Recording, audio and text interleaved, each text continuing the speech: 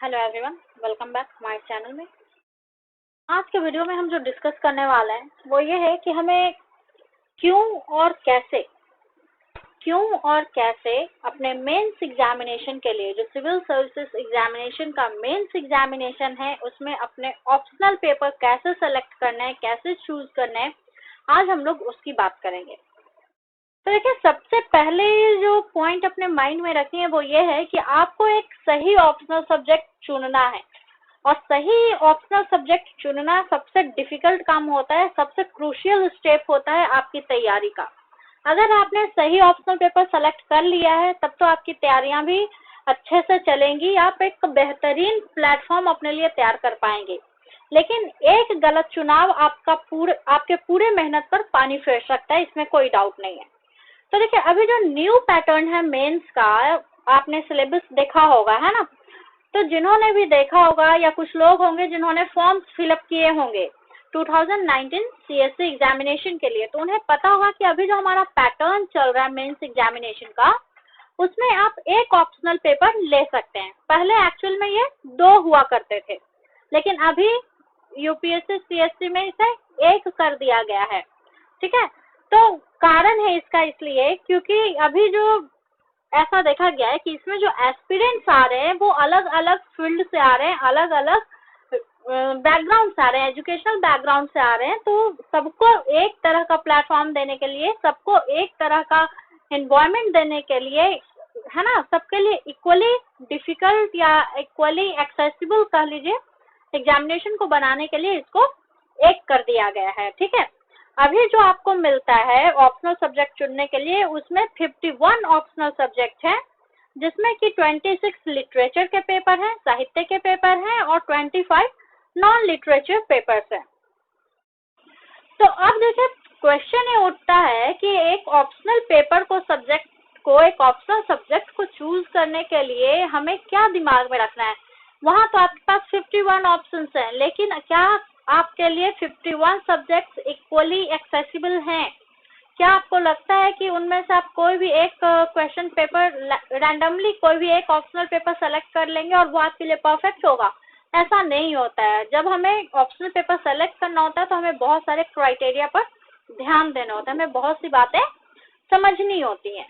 तो चलिए, आज हम लोग बात करने वाले हैं उसी क्राइटेरिया की, उसे बैकग्राउंड की, कि हमें क्या देखना है, कैसे देखना है, वो कौन सी पॉइंट है जो कि हम अपने ऑप्शनल पेपर में देखना चाहेंगे, या कौन सा ऐसा फीचर है जो कि हमें बताएगा कि हमारे लिए परफेक्ट ऑप्शनल पेपर कौन सा है। तो देखिए, सबसे पहला जो स्टेप है, जो मैं मानती हूँ कि सबसे इम्पोर्टेंट स्टेप है, वो क्या है कि आप अपना जब ऑप्शनल पेपर चुनने वाले हैं, जब फाइनलाइज करने हैं, ठीक है, तो आपको कुछ 8-9 पॉइंट्स में यहाँ बताने जा रही हूँ जो कि आपको ध्यान में रखना है अपना ऑप्शनल पेपर फाइनलाइज करने के। ठीक है, तो देखिए, पहला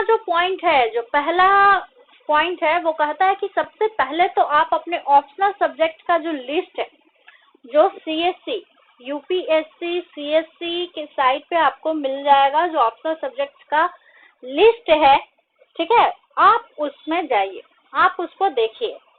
सारे सब्जेक्ट्स के नेम एक एक करके 15 मिनट का समय देकर अच्छे से उसको देखेंगे, है ना।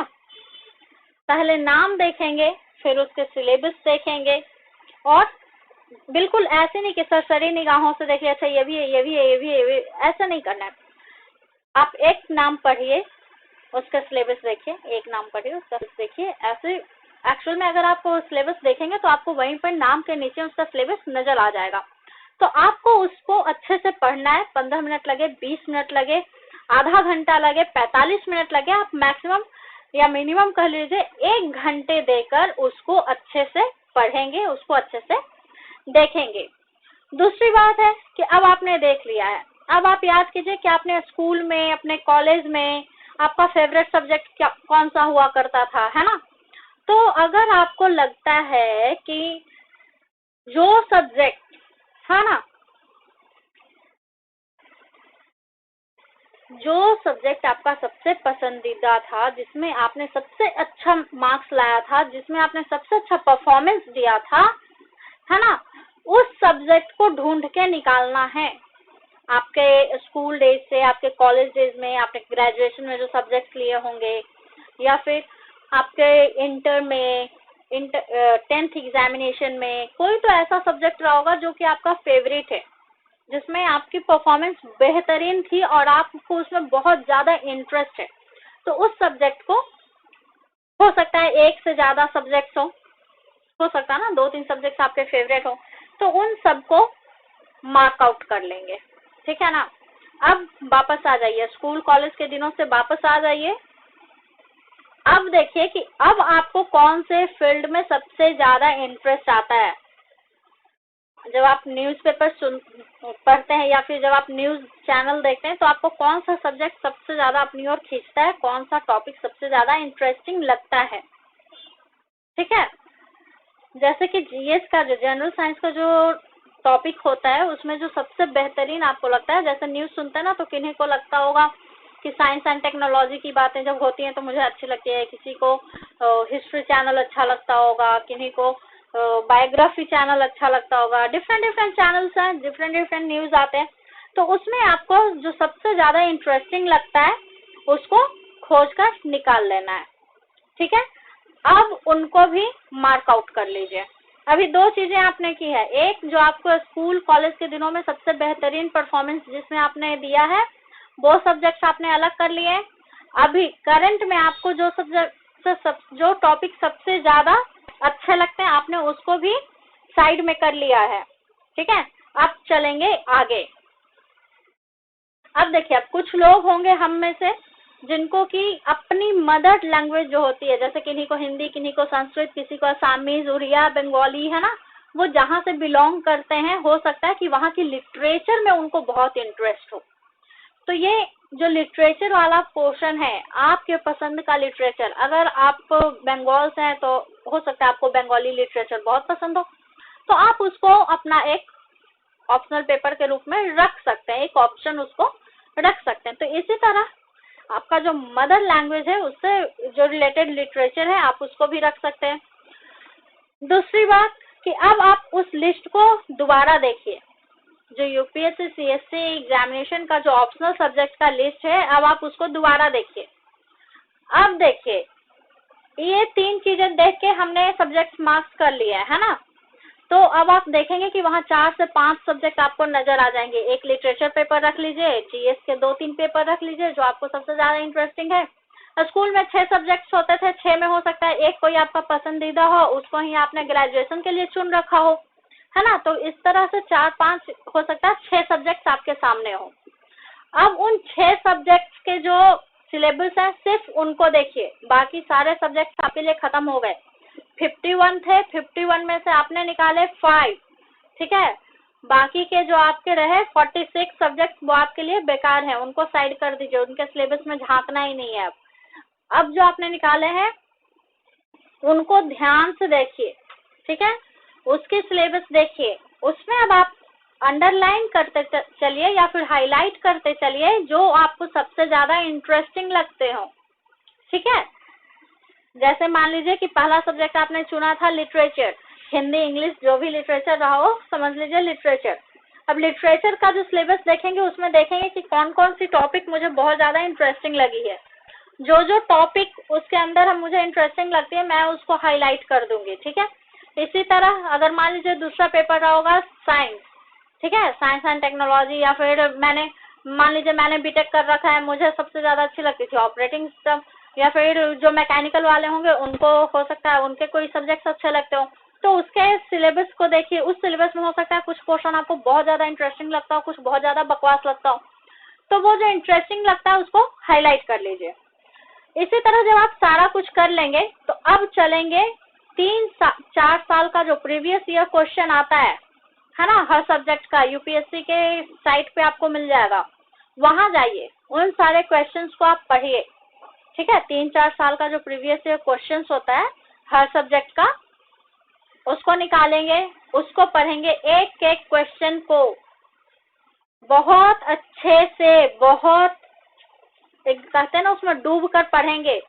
अब देखिए, जब पढ़ेंगे तो एक चीज का ध्यान रखना, अपने दिमाग में इसका एनालिसिस करते चलना है कि जो ठीक है आपने अभी तक जो आपका इंटरेस्ट था, क्या वो क्वेश्चंस पढ़ने के बाद भी वैसा ही रहा? आप पहले से कह रहे थे हिंदी लिटरेचर तो मेरा फेवरेट है, मेरा फेवरेट है, मेरा फेवरेट है। हिंदी लिटरेचर का 3-4 साल का क्वेश्चन पेपर उठाकर देखिए, आपने देखा इसमें तो ऐसे ऐसे क्वेश्चंस आए हैं। चलिए ठीक है, अब जब आपने पढ़ा उसके बाद अपने आप को आप एनालाइज करेंगे कि अभी 10 मिनट पहले जब मैंने क्वेश्चन नहीं देखा था तो मेरा जितना इंटरेस्ट था, क्या अभी भी उतना ही इंटरेस्ट है? अगर है तो ठीक है, उस सब्जेक्ट को आप अलग रख दीजिए, ठीक है। अगर नहीं है तो उसको वहां से कट करके हटा देंगे, दूसरे सब्जेक्ट को देखेंगे। इसी तरह जो आपने 5 सब्जेक्ट निकाले थे, पांचों के क्वेश्चंस देखेंगे, प्रीवियस ईयर क्वेश्चंस देखेंगे, पांचों को एनालाइज करेंगे और उसमें से जो हमें फिर से इंटरेस्टिंग लगा क्वेश्चंस देखने के बाद भी, तो उसको हम लोगों ने अलग रख लिया। अब देखिए, अब आपके पास मुश्किल से 2 या 3 सब्जेक्ट रह रहे होंगे।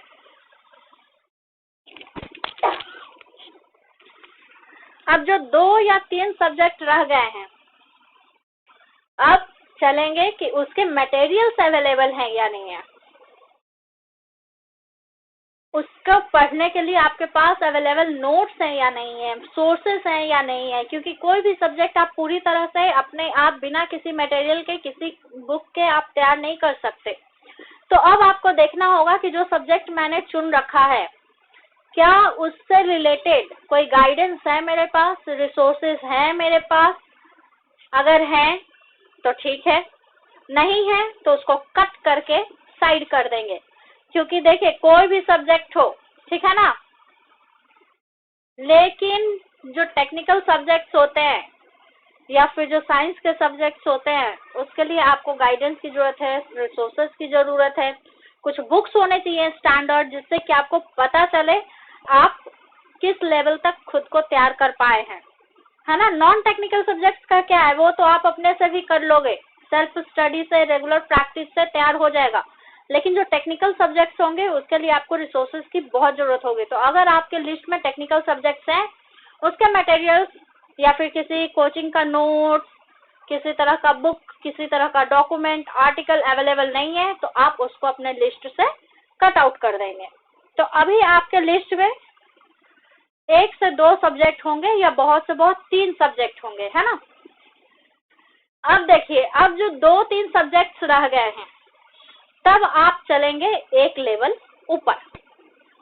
मान लीजिए आप स्टूडेंट हैं, अगर आप इंजीनियरिंग के स्टूडेंट हैं और अगर आप अपने सब्जेक्ट में बहुत अच्छे हैं, बहुत अच्छे हैं, ठीक है, और साथ ही आप अपने लैंग्वेज के, आपका जो मदर लैंग्वेज है उसमें भी आप बहुत अच्छे हैं, बहुत ज्यादा इंटरेस्टेड हैं, बहुत ज्यादा एक्साइटेड है, ठीक है, तब आपके पास एक ये हो सकता है, कंफ्यूजन हो सकता है कि मैं दोनों में से कौन सा सब्जेक्ट चूज करूं, है ना। एक लिटरेचर पेपर रह जाएगा अगर आपने सेलेक्ट किया, और एक कोई ऐसा सब्जेक्ट आपके पास लास्ट में रह जाएगा जो हो सकता है कि आपने उसमें अपनी ग्रेजुएशन कर रखी हो।